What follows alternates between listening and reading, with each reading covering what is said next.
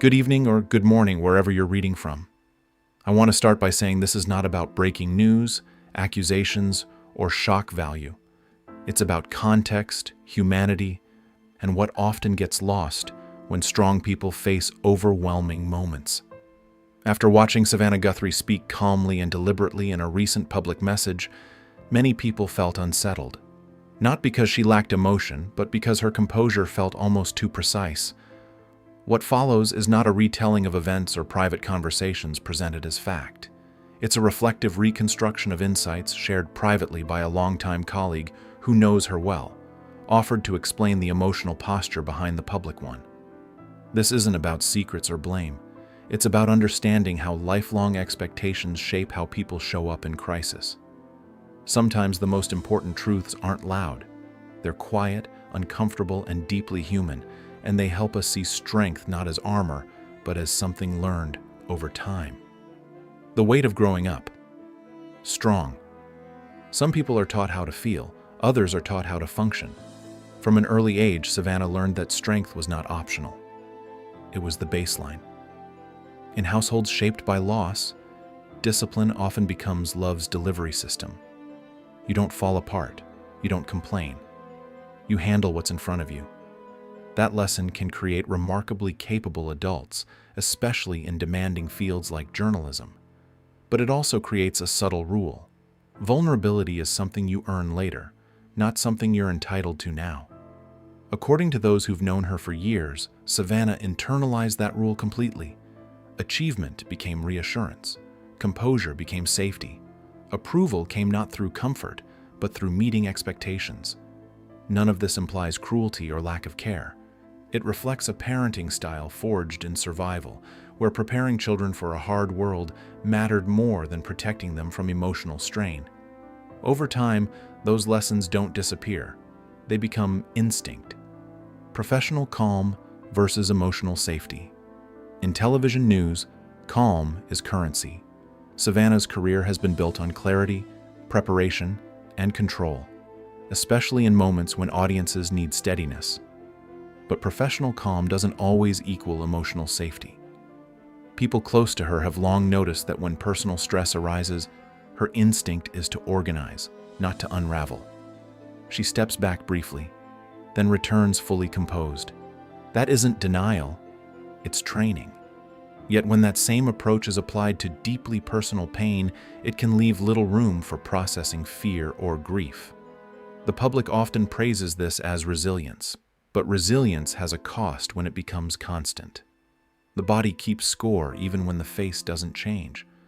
What viewers interpret as strength may actually be endurance pushed to its limits.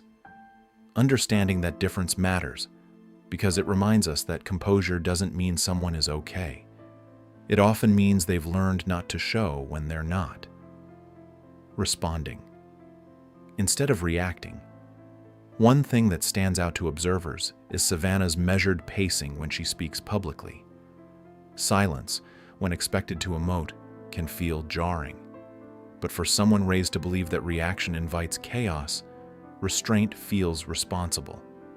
Gather facts, choose words carefully, speak when you're ready, not when you're overwhelmed. That approach mirrors newsroom instincts, but it often starts long before a career does. In families where control equals care, emotional immediacy is discouraged. Thoughtful response is praised. The result is communication that feels structured, almost scripted, even when the emotion behind it is real. This doesn't mean the feeling isn't there. It means it's being contained. Over time, containment can become confinement. When every expression is filtered through responsibility, the person doing the filtering rarely feels permission to simply fall apart. And yet, for them, this is what love and respect have always looked like. When love feels earned. A difficult truth many high achievers carry is the belief that love must be proven. When affirmation is tied to performance, grades, discipline, professionalism, it teaches children that worth is conditional, even if unintentionally. Those close to Savannah describe a lifelong pattern of seeking reassurance through excellence.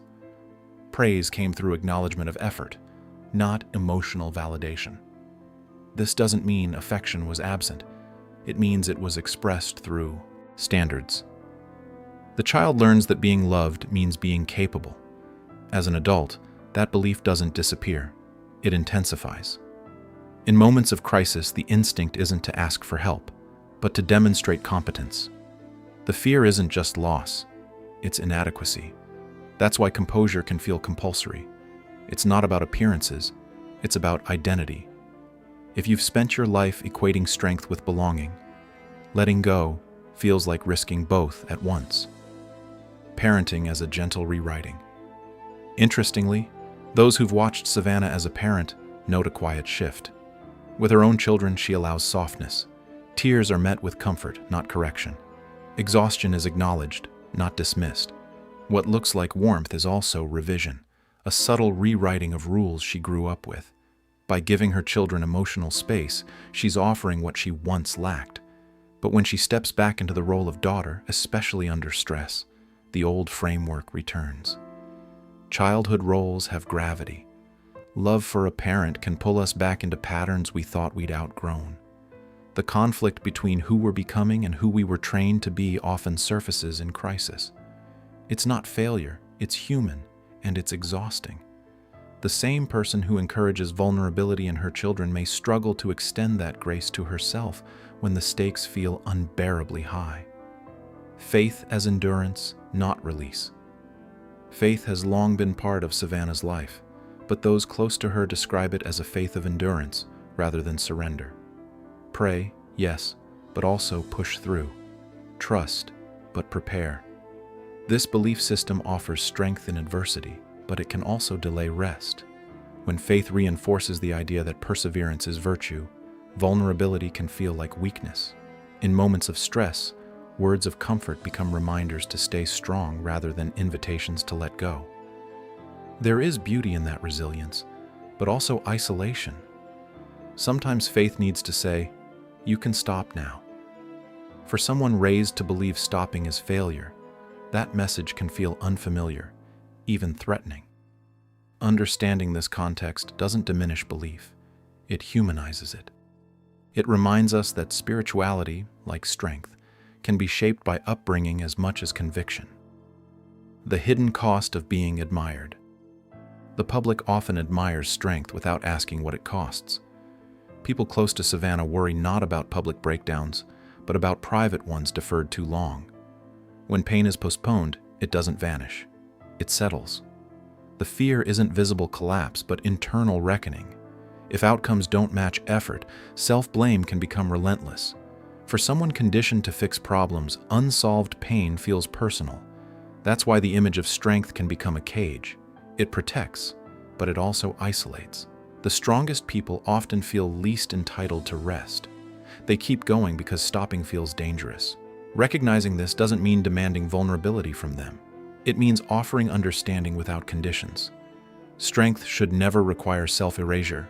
True resilience includes the ability to say, "I can't carry this alone," without fearing the loss of love or respect. What compassion looks like now. In moments like this, compassion doesn't mean speculation or pressure. It means allowing complexity. It means seeing that composure can coexist with fear, and professionalism can mask pain. If there's one takeaway from these reflections, it's this. Strength is often learned, not chosen, and it deserves gentleness in return. Savannah Guthrie is not just a public figure navigating a difficult season.